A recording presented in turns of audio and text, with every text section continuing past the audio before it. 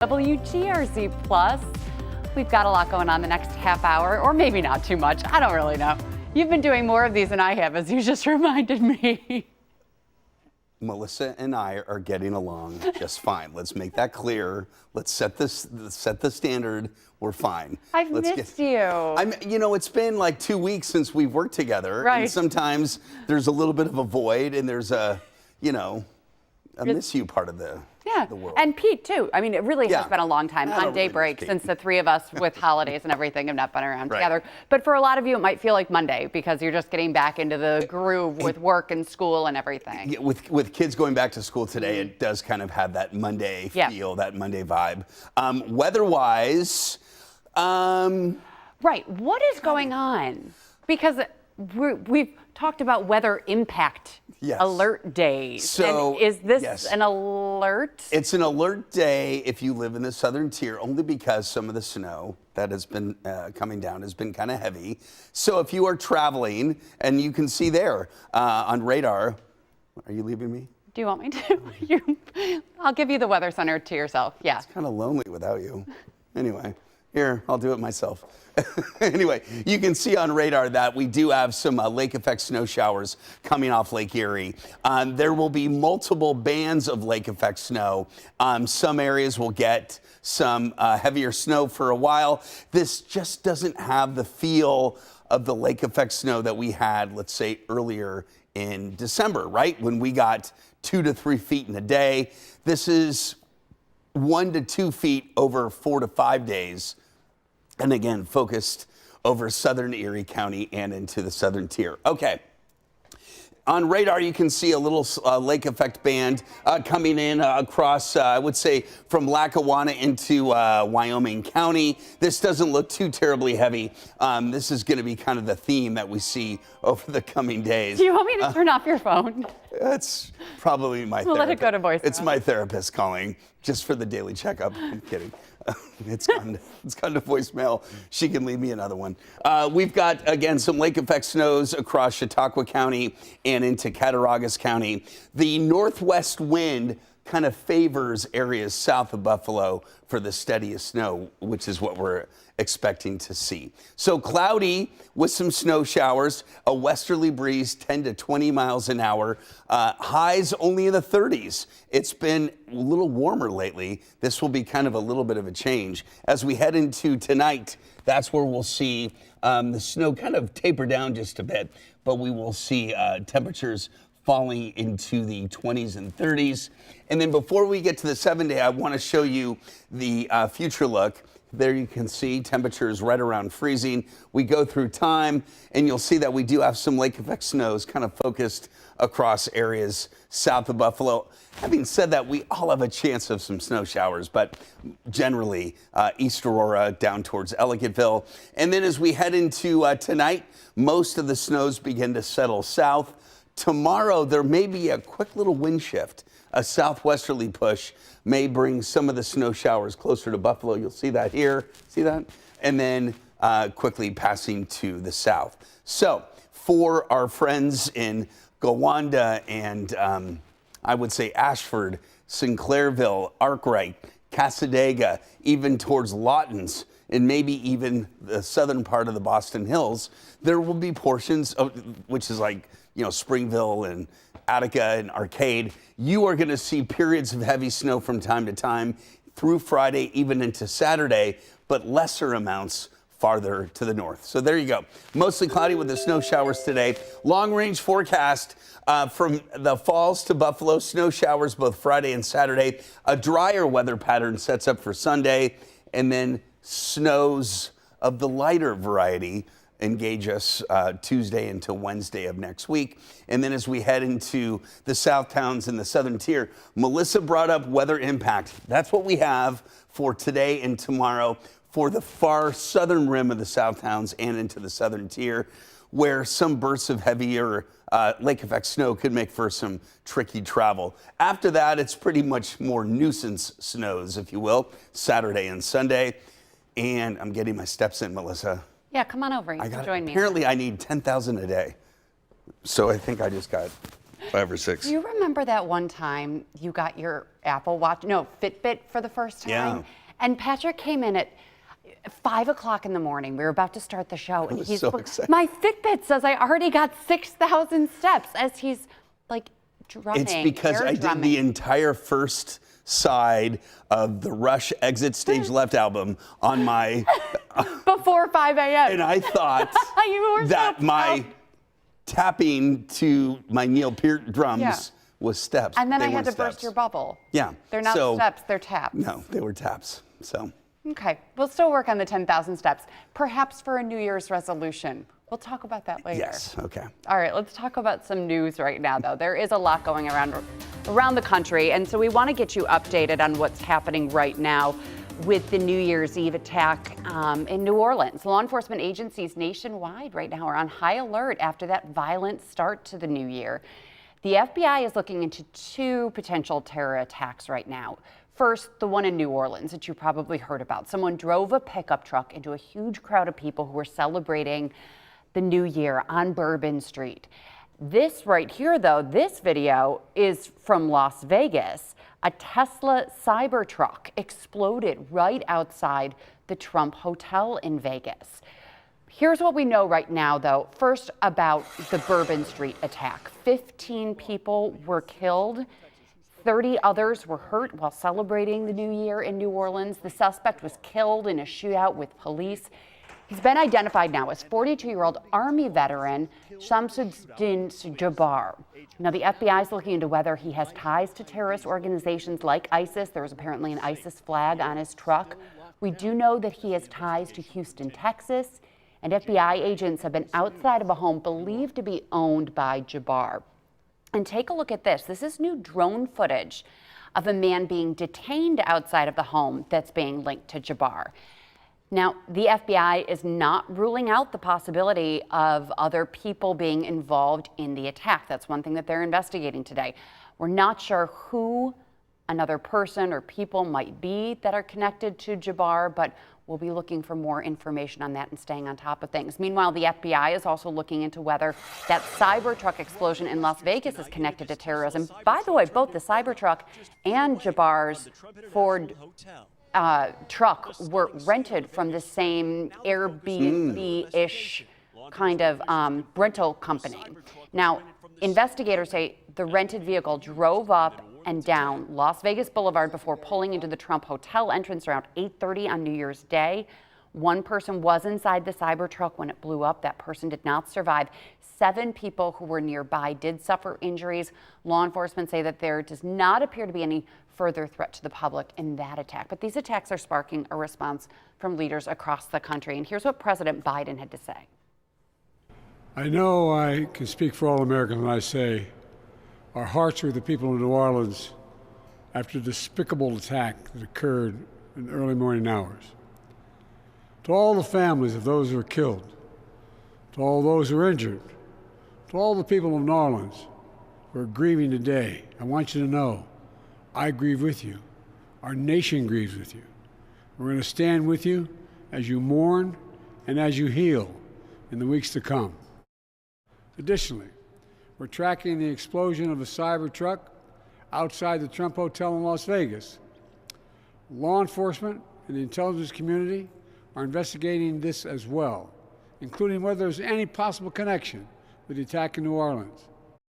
The law enforcement and intelligence community are continuing to look for any connections, associations, or co-conspirators. We have nothing additional to report at this time. The investigation is continuing to be active, and no one should jump to conclusions.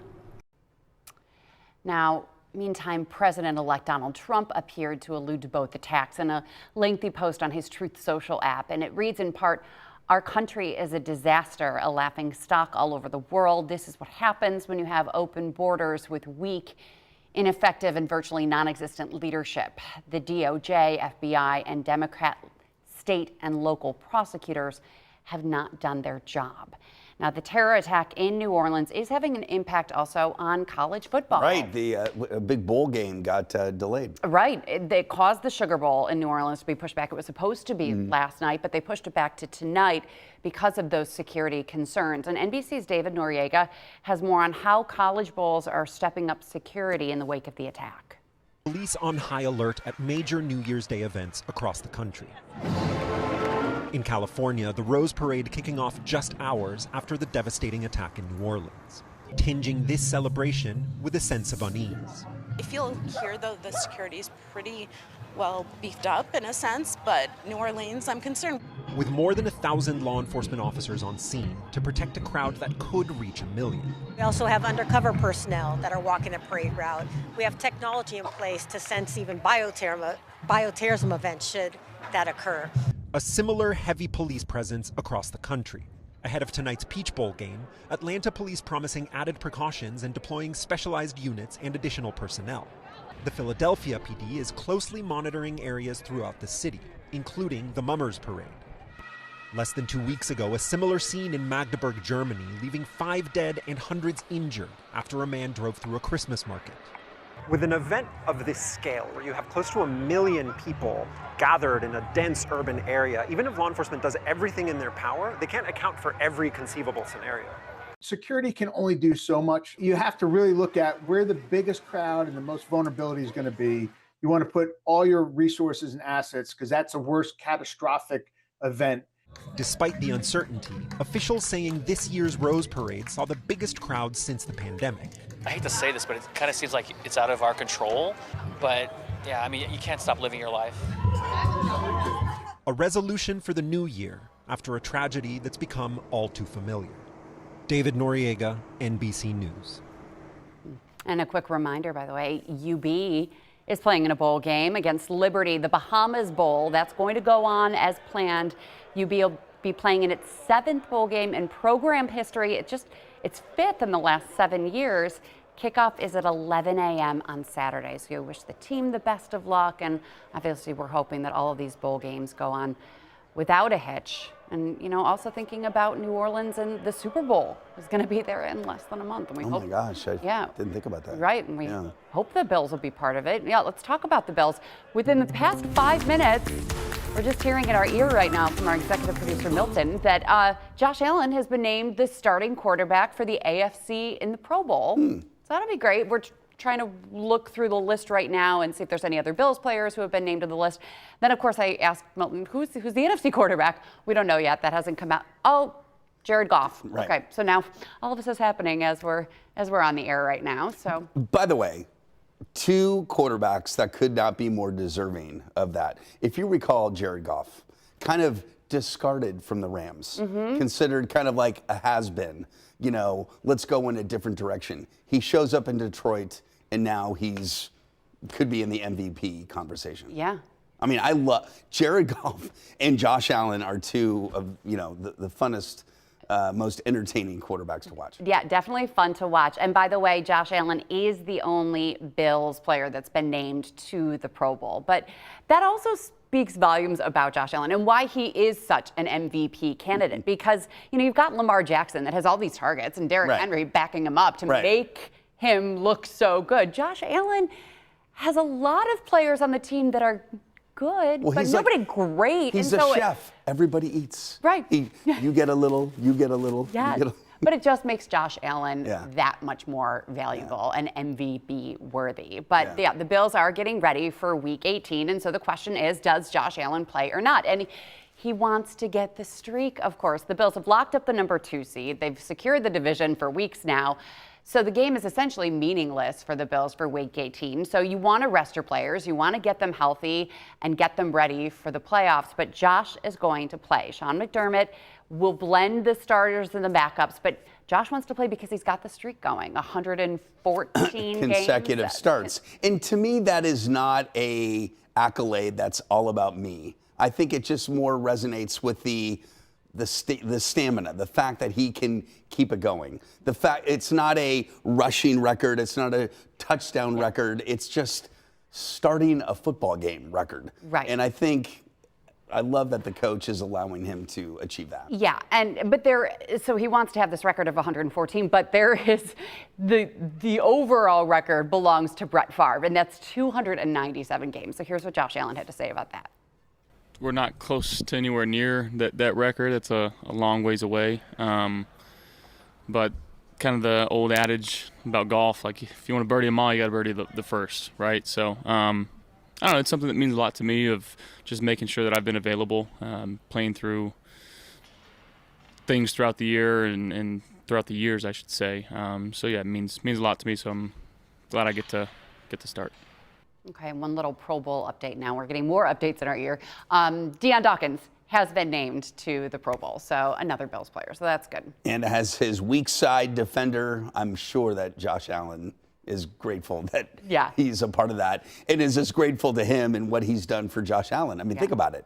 He has kept Josh Allen safe for 7-8 years now. Don't you love the bling that Deion gave Josh for Christmas? Just also love it. So gaudy and so wonderful, and it says MVP on it, so that was a great gift. Very cool. Okay, NFC side of things, fans are reacting to the Eagles' decision that while Josh will be playing Week 18, Saquon Barkley is not going to be playing against his former team, the New York Giants. Barkley is just about 100 yards, 101 yards to be exact, from breaking the all-time single-season rushing yards record that's currently held by Eric Dickerson from 1984. Right. So if he played in this game, he likely, I mean, almost 100% would have gotten that single-season rushing record.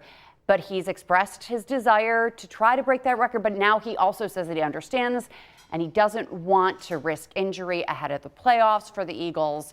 So he says that he's okay with it. He's at peace with that decision.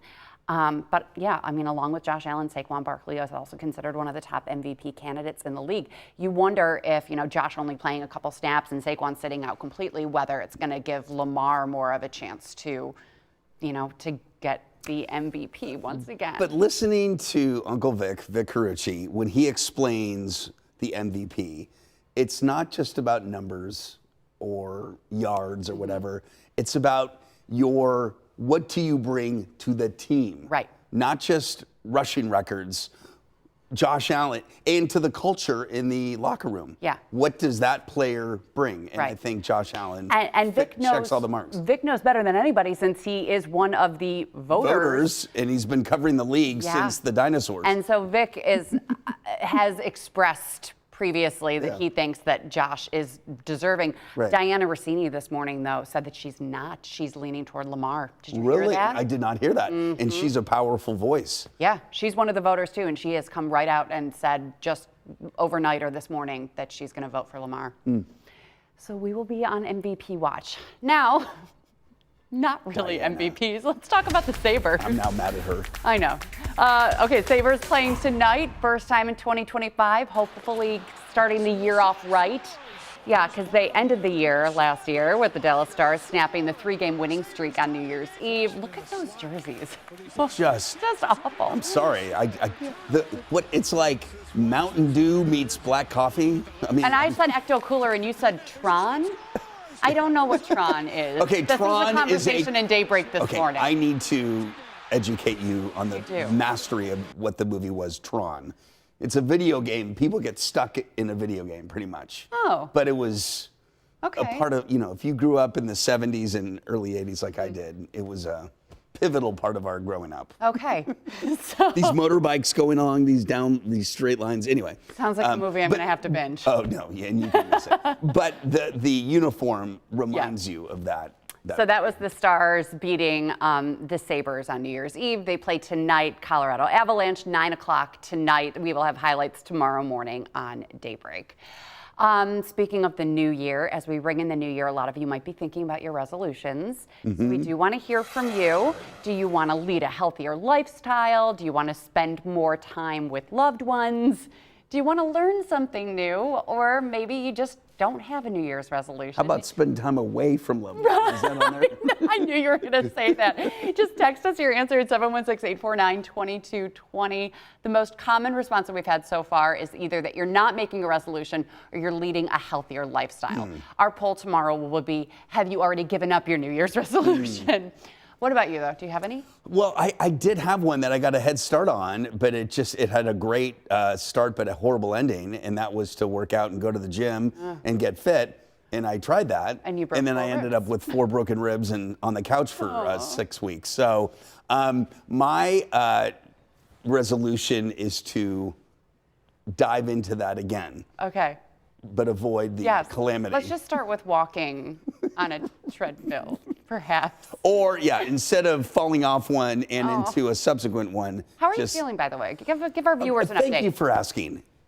They feel good. Good. But every now and then, because ribs don't heal. That's what people say. Yeah, it's they so just, painful. and coughing and laughing and sneezing are hard. Ugh. Everything, as I said, everything is fine, but I still, every now and then, just feel it. Like oh yeah, the ribs kind of going, we're still here. Yeah. But overall, it's a lot better. And resolution for me. Yeah, what about you? So on the list was try something new. My therapist says I need to get a hobby. She's like, what do you do for you? And I'm like, well, I don't know. Go to have a glass of wine with a girlfriend, or be on the wall in your therapist meetings would be a true privilege of mine. You know, you come up every once in a while, Patrick. I am a subject. The I'm stress sure. in my life. There's Patrick Hammer. There isn't a leather couch long enough to fit all of us that need to be a part of these meetings. So I'm gonna try to find a hobby. My parents got me a keyboard for Christmas. Nice. So I can like teach myself how to play the piano again. I used to play when I was a little kid, not well. Right. Not like Jen Stenonis well. Did you see that video of her? I did not know she played the piano. I did not know the station had a piano. I know she rides motorcycles. She does? Yes. Oh my. She just peel back the layers of Jen Stenonis. You have to look at the video. We posted it on our social media pages. There's a piano in the lobby. I wish I knew what a car. It's just this beautiful. I think she composed it. Oh my gosh. Yeah, she's amazing. So I will not be able to play like Jen Stenonis, but I'll let you know like. But you got a keyboard. I That's did. cool. Yeah. So I'll You have a need hobby. to practice. Get some simple songs. Yeah. And just simple notes. I'm sure you've got some Steely Dan or something that you can. That's not simple. That's exquisite. You will get to there at some point. More than just chopsticks, I think there are some songs that you can master pretty quickly. We shall see. Yes. Okay, and we aren't the only ones with goals for this new year. Our favorite Bills players are giving us insight into their New Year's resolutions. This year. Spend more time with family. Be more mindful. Hey, do you have any? Hold on, I'm doing something. Drink more water. My New Year's resolution is cut more screen time. My screen time probably takes a lot of my time away from football. Learn how to read. It's called quantum mechanics. If all my atoms align, my hand will go through the table. I want to read 5 books this year. My New Year's resolution? I did it, I actually did it. I did it. Guys, I did it. Hell yeah, I did it, guys, I did it. Bro, I literally did that last year. There we go. That was fun. By the way, in terms of Bill's social media content that we just saw, watching Mac Collins' videos about do-it-yourself I'm stuff. Obsessed. So is Elliot. We watch every day. What's the new Mac Collins video? Like he taught me how to clean out my microwave and the right way to do things in the dishwasher. How to fold a folded sheet. Yes. Right on your. And folding a hoodie, putting the rest of it in the hood so it folds up so nicely. These random little things. And then you said you were trying to do his exercises too. He does these. It's like these little 30-second exercises that I saved and hopefully go back to. But I mean, it's impossible not to watch him. Right. He can tell you how to read the dictionary, and I would be A, Adam, let's get to the B section. He's so watchable, and I love it. Just fun. It's a great team. It's a lovable team. And well, like Amari Cooper said, I've played on a bunch of teams, but I've never played on a team and had so much fun at the same time. I think Matt Collins kind of personifies that. For sure. Yeah. All right. Let's get into some more news headlines this morning, some things that have developed since Daybreak ended at 7 o'clock this morning. Right now, an investigation is going on after a building caught fire on Deschler Street in Buffalo. We're told it was a vacant building, about $75,000 worth of damage, and early reports indicate that this might be arson. Right now, details are limited, but we will update you as soon as we learn more. And we do want to talk about the forecast real quickly, Patrick. Again, how much snow are we getting? When is it? This is nothing that we can't handle in January. No, no, it's just a kind of a prolonged period, not only today, tomorrow, and into the weekend, but possibly resurrecting into next week of lake effect snows, just because a lot of cold air is coming across a wide open Lake Erie. Lake Erie is currently at about 40, 41 degrees, in no hurry to freeze. And for that reason, any of that cool wind that crosses the lake will provide some snow showers. It doesn't appear to be as heavy or as impactful as the lake effect snows that we saw earlier in December. Having said that, we will see some snow showers continuing. I think the big winner here may be actually Rochester, which has been void of heavy snow over the last couple of years. You're going to get into some of that heavy snow out of this weather pattern. So for today, scattered snow showers around. The focus will be across the southern tier.